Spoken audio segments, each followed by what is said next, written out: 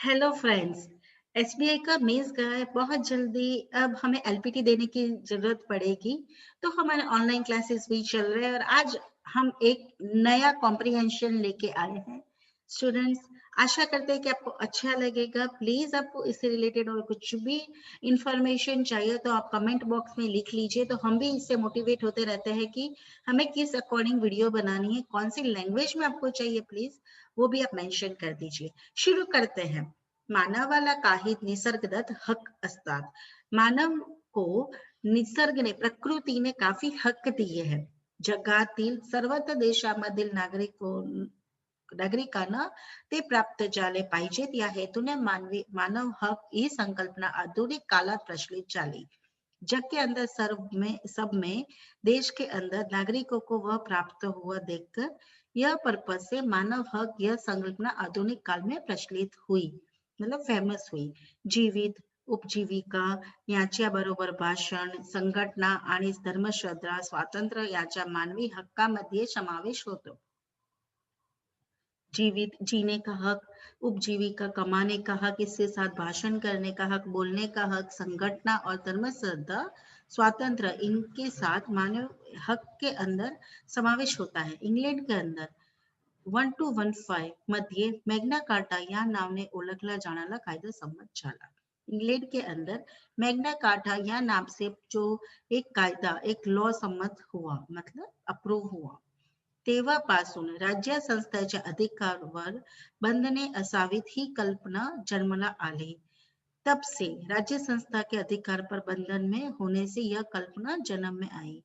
1628 मधील petition of rights आणि 1689 मधील बिल ऑफ राइट्स ने त्यात अधिक स्पष्टपणा आणला. 1628 के अंदर पिटिशन ऑफ राइट्स और 1689 के अंदर बिल ऑफ राइट्स, उसका वो जो क्लियरनेस आया, अमेरिकन स्वातंत्र्य आणि अमेरिकेतील मूलभूत स्वातंत्र्याचा जाहीरनामा यातही मानवी हक्काचे रक्षण हा ही हेतू होता.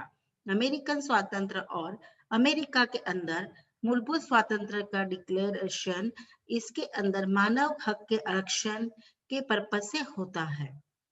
1948 के अंदर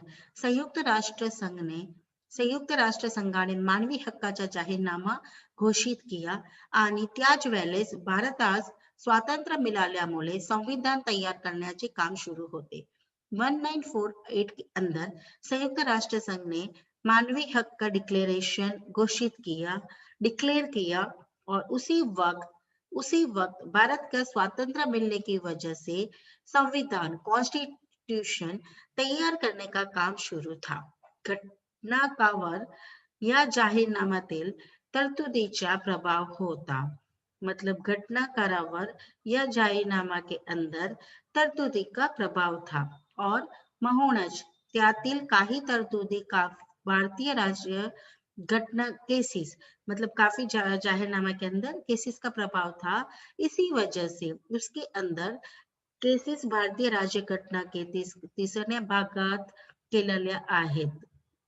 मतलब भारतीय राज्यघटना के तीसरे भाग में किए हुआ है. घटनेतील कलम 32 नुसार मानवी हक जे मूलभूत हक म्हणून नागरिकांना दिलेले आहेत, त्यांचे उल्लंघन झाल्यास त्याविरुद्ध सर्वोच्च न्यायालयात दाद मागता येते. मतलब घटना के अंदर सेक्शन 32 अनुसार मानवी हक, मानवी के जो राइट्स है वो फंडामेंटल राइट्स बोलकर नागरिकों को दिए जाते थे, और उसको उल्लंघन, मतलब उसको डिनाय करने पे उसके अपोज में, उसके विरुद्ध में सर्वोच्च न्यायालय, मतलब सुप्रीम कोर्ट में दाद मागता येते, मतलब दाद मांगली जाती है. आंतरराष्ट्रीय दबाव व घडामोडीमुळे, आंतरराष्ट्रीय दबाव, प्रेशर, इंटरनेशनल प्रेशर, घडामोडीमुळे, मतलब जो केस की वजह से 1993 मध्ये भारतीय मानवी हक संरक्षण कायदा पारित करण्यात आला. इस वजह से भारतीय मानवी हक संरक्षण ह्यूमन प्रोटेक्शन लॉ कायदा पारित करने में आया. या कायद्यानुसार राष्ट्रीय व राज्य मानवी हक आयोगची स्थापना करण्यात आली. यह लॉ के अकॉर्डिंग राष्ट्रीय और राज्य मानव हक डिपार्टमेंट की स्थापना करने में आई, उसको एस्टॅब्लिश करने में आया. मानवी हक्कच्या उल्लंघन झाल्यास राष्ट्रीय किंवा राज्य मानव हक आयोगकडे तक्रार करून दाद मिळू शकते. मतलब उल्लंघन मानवी हक के उल्लंघन मतलब अपोज करना उल्लंघन करने पर राष्ट्रीय और राज्य मानव हक आयोग से डिपार्टमेंट से तक्रार करून उसको अप्लाई करके दाद मतलब उसका न्याय मिल सकता है. भारतात स्त्रियांचे मानवी हक उल्लंघन भरमसाठ प्रमाणावर होताना दिसते. भारतीय स्त्रियों के मानवी हक का उल्लंघन बहुत ज्यादा प्रमाण पे हो रहा दिख रहा है. स्त्रियांना मानवी हक्काबाबत संवैधानिक तरतुदी बरोबर शासनाने विषय कायदेही पारित केले. स्त्रियों को मानवी हक्केबाबत कॉन्स्टिट्यूशन में तरतुदी बरोबर शासन ने विशेष लॉ उसको स्पेशल लॉ डिक्लेअर किया गया होने से समाज की मानसिकता ही परिशुप्रधान असल्यामुळे स्त्रियांना दुय्यम स्थान दिले जाते. क्योंकि समाज की जो मानसिकता है मेंटालिटी है वो पुरुष प्रधान होने की वजह से स्त्रियों को वो लो मानते हैं. मतलब खराब मतलब उसको व्हॅल्यू नहीं दी जाती. विख्यात अर्थज्ञ अमर्त्य सेन आणि 1992 मध्ये ब्रिटिश जर्नलचे अकांत मिसिंग वुमेन हा लेख लिहिला होता. मतलब एक लेखक ने विख्यात अर्थज्ञ अमर्त्य सेन इन्होंने 1992 के अंदर ब्रिटिश जर्नलचे एकांत मिसिंग वुमेन यह लेख लिखा था. त्यात त्यांनी 10 कोटी स्त्रिया हरवल्या असा उल्लेख केला होता. वहां पे उन्होंने 10 कोटी स्त्रियों को हराने का ऐसा उल्लेख किया था. हरवल्या म्हणजे जन्माला येण्याआधीच गर्भावस्थेत स्त्री गर्भमावून त्याची भ्रूण हत्या केली गेली. मतलब हरवल्या हराना मतलब जन्म होने से पहले ही गर्भावस्था में स्त्री को गर्भ के अंदर उसकी भ्रूण हत्या की गई थी. शिक्षण हे परिवर्तनाचे मोठे साधन आहे. शिक्षण यह चेंजेस की वजह चेंजेस को करने का एक बड़ा साधन है, एक बड़ा इंस्ट्रूमेंट है. जो एजुकेशन है वो चेंजेस मतलब एनवायरमेंट को चेंज करता है. त्या माध्यमातून मतलब लोगों की सोच चेंज करता है. त्या माध्यमातून स्त्रियांचे आर्थिक व सामाजिक सबलीकरण शक्य आहे. उस माध्यम से उस मीडिया से स्त्रियों को आर्थिक मतलब फाइनेंशियली और सोशली उनको मजबूत करना है. सशक्तिकरण शक्य आहे. उनको स्ट्रॉन्ग बनाना है. विषयका खटल्यात सर्वोच्च न्यायालयाने लैंगिक छळाबाबत दिलेल्या निर्णयाची अंमलबजावणी आजही बहुतांश रोजगार ठिकाणी लागू झालेली नाही. विषयका जो केस है वो सुप्रीम कोर्ट ने लैंगिक छल के बाबत दी हुई डिक्लेरेशन जो जजमेंट है वो अमल बजावणी एग्जीक्यूशन अभी भी बहुतांश रोजगाराच्या ठिकाणी लागू झाली नहीं. मतलब बहुत रोजगार के जगह पे अप्लाई नहीं हुई होने से समझ में आ रही है. और विशेषतः महिला विषय कायद्याची जागृती करणे गरजेचे आहे.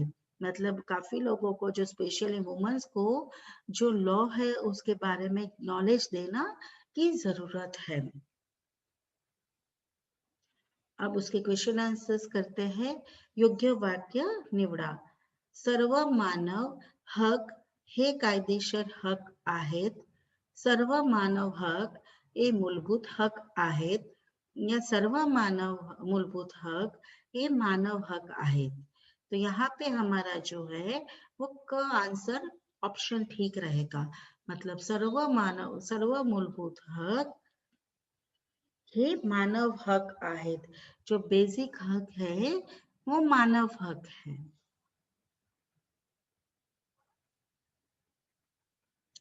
पुढील पैकी कोणते विधान योग्य आहे. आगे जो दिखाया है उसमें कौन सा स्टेटमेंट योग्य है.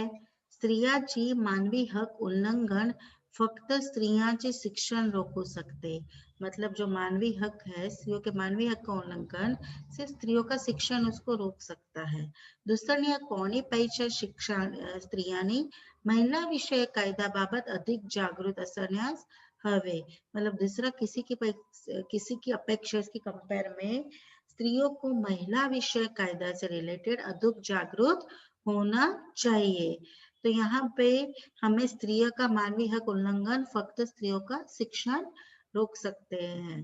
तो यहाँ पे जो है वो ऑप्शन ए ठीक लग रहा है। स्त्रियों का मानवीय हक का उल्लंघन फक्त स्त्रियों का शिक्षण रोक सकते हैं। अदरवाइज दोनों दुसऱ्या पैशापेक्षा स्त्रियों का महिला विषय कायद्याबाबत अधिक जागरूक असेल मतलब दोनों ठीक है। तो यहाँ पे ऑप्शन ओ ऑप्शन बी दोनों ठीक है। तो अ व बी दोनों ही ठीक है। सर्व मूलभूत अधिकार हे वैश्विक जाहीरनामाचे भाग आहेत। फक्त सर्वोच्च न्याय मतलब ये जो है वो है कि बेसिक फंडामेंटल राइट्स ये वैश्विक जाहीरनामा का भाग है। सिर्फ सुप्रीम कोर्ट से अंमलबजावणी होऊ शकतात। सर्व व्यक्तींना दिलेले असून ते त्याचे उल्लंघन झाल्यास दाद मागू सके।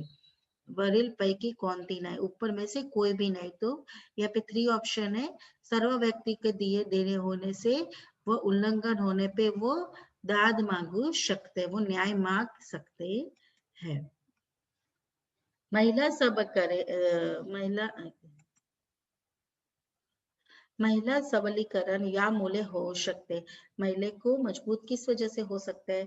सक्तीचे कायदे तैयार करा मतलब टाइट मजबूत कायदे करे नहीं, इस वजह से तो नहीं हो सकता। वैश्विक जाहीरनामाच्या माध्यम से, वैश्विक डिक्लेरेशन की माध्यम से नहीं। सर्वोच्च न्यायालय के निर्णयामुळे हाँ, वरील एक ही नहीं। तो उसमें ऊपर में से एक भी नहीं। महिला सशक्तिकरण किस वजह से हो सकता है? एजुकेशन के मीडिया से हो सकता है। क्योंकि सख्ती का टाइटनेस हम रूल्स टाइट बनाएंगे तो नहीं हो सकता। वैश्विक जाहिरनामा से हमें क्या पड़ी, हमें तो अपने महिला मतलब वैश्विक जाहिरनामा से हो सकता है। सर्वोच्च न्यायालय के निर्णय की वजह से कहेंगे कि इसको फांसी दे दो या उस वजह से जो जो आरोपी है उनको ये दे दो, तो भी नहीं हो सकता। तो महिला को सशक्तिकरण करने का या क्या है सबलीकरण किस वजह से हो सकता है? उनको एजुकेशन देना, लॉ के कायदा का एजुकेशन देने से उनका सबलीकरण हो सकता है। वरील एक ही नहीं मतलब नॉन अबाउ कोई भी ऊपर का नहीं। तो वरील एक ही नहीं जो 4 ऑप्शन है वो ठीक है यहाँ पे। Thank you students. आपको अच्छा लगा होगा। हाँ, थोड़ा लेवल थोड़ा टफ है पर ये आपको जुडिशरी में भी काम में आता है और बैंक के लिए भी इम्पोर्टेंट है। ये थोड़ा लेवल ऑलरेडी आरबीआई और एसबीआई में थोड़ा टफ रहता है। तो हमें सभी तरह से मेहनत करनी पड़ती है क्योंकि हमें ये नहीं पता कि किस लेवल का कॉम्प्रिहेंशन आ सकता है। तो हमें जैसे न्यूज़पेपर आर्टिकल सभी तरीके से हम पढ़ के हमें अपने आप को यहाँ पे महिला सशक्तिकरण की तरह खुद को मजबूत बनाना है क्योंकि कोई भी कॉम्प्रिहेंशन आ जाए हम खुद उसको मैनेज कर पाए और खुद उसका आंसर लिख पाए। जब हम सही समझेंगे तो उसका आंसर भी हम सही लिखेंगे। All the best students, have a good day, take care and bye bye.